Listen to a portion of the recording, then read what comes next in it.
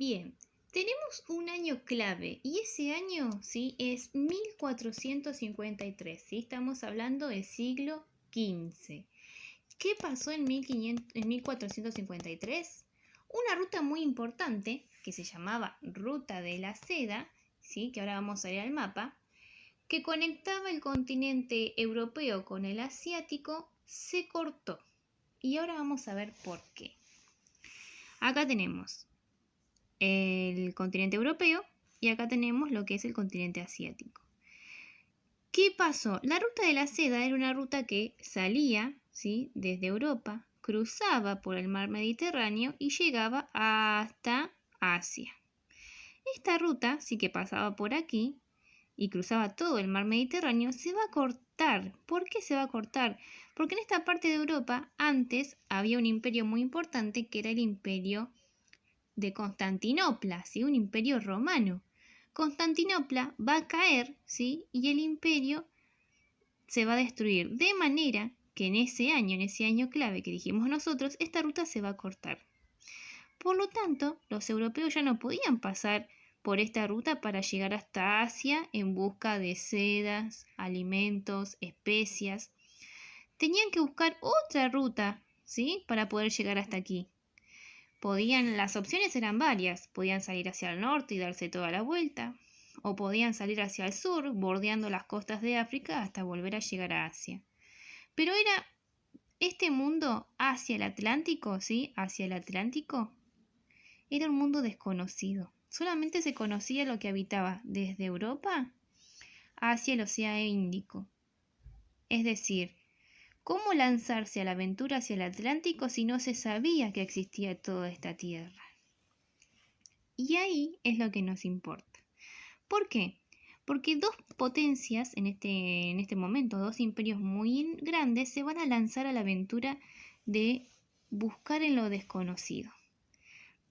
¿Quiénes son esos dos imperios que se van a lanzar a las expediciones? El Imperio Español y el Imperio Portugués.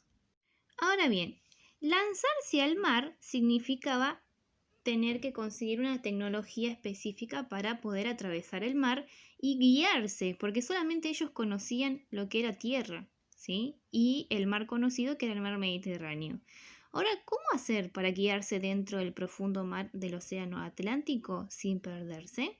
Bien, particularmente los portugueses, ¿sí?, inventaron los famosos portulanos. ¿Qué serán los portulanos? Bueno, los portulanos eran unos mapas, ¿sí?, donde se marcaba, y acá tenemos el color verde, se marcaba la distancia que había entre un puerto y otro.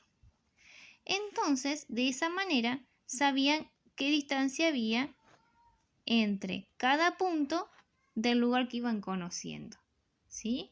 Eso les posibilitaba viajar de un puerto a otro, ¿sí?, trazando un camino para saber después por dónde volver.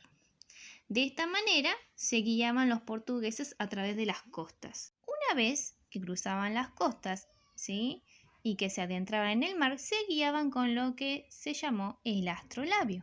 El astrolabio, que era como una brújula, ¿sí?, y ustedes van a ver el dibujo, después yo les voy a pasar otra imagen, obviamente. El astrolabio, sí, tenía dos agujas imantadas, una señalaba al norte y la otra señalaba al sur, y ambas, sí, agujas siempre se guiaban por la potencia magnética de los astros. En este caso, se guiaba por satélites como la Luna y astros como el Sol. Ahora bien, los portugueses, o genoveses también como se les dice, cuando desarrollan todas esas técnicas como el astrolabio que les mostré recién, el cuadrante o el compás magnético que también cumplían una función muy similar al astrolabio, que servían para observar el cielo ya que las tierras eran desconocidas, y gracias a su gran invención que fue el portulano, se lanzaron, ¿sí?, hacia el Océano Atlántico, y lo primero que circuncidaron fueron África, ¿sí? Hicieron toda la costa de África gracias a la ubicación de los portulanos. Ahora bien, ¿qué hacían cuando exploraban las costas de África? Lo primero que buscaban en el norte era oro y hacia el sur lo que buscaban eran esclavos, ¿sí? España, teniendo en cuenta las invenciones portuguesas, también implementó su gran conocida carabela. La carabela, como muestra el dibujo, era una embarcación pequeña, pero gracias a su gran vela la hacía pequeña, rápida y muy fácil de navegar. Por lo tanto, recorrían grandes distancias en el mar en muy poco tiempo.